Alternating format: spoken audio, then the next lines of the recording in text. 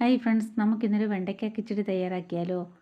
അതിനുവേണ്ടി നമ്മൾ കുറേ വെണ്ടയ്ക്ക എടുത്ത് ഒരു വട്ടത്തിൽ അരിഞ്ഞെടുത്ത് വെച്ചിട്ടുണ്ട്. ഇനി നമുക്കൊരു അരപ്പ് തയ്യാറാക്കാനായിട്ട് ഒരു മിക്സിയുടെ ജാറിലേക്ക് നമുക്ക് കുറച്ച് തേങ്ങ ഇട്ട് കൊടുക്കാം.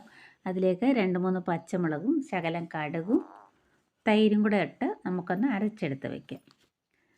നമ്മൾ അരിഞ്ഞു വച്ചിരിക്കുന്ന വെണ്ടയ്ക്കയിലേക്ക് നമുക്ക് ശകലം ഉപ്പ് ചേർത്ത് ഇളക്കിയതിന് ശേഷം നമുക്കിത് വെളിച്ചെണ്ണയിലൊന്ന് വറുത്ത് കോരിയെടുക്കാം.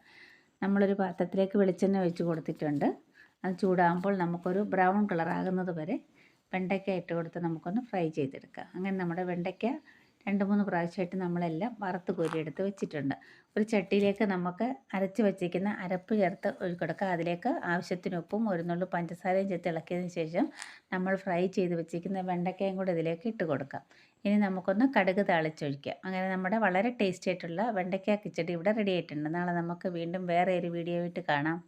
Thank you. Bye bye.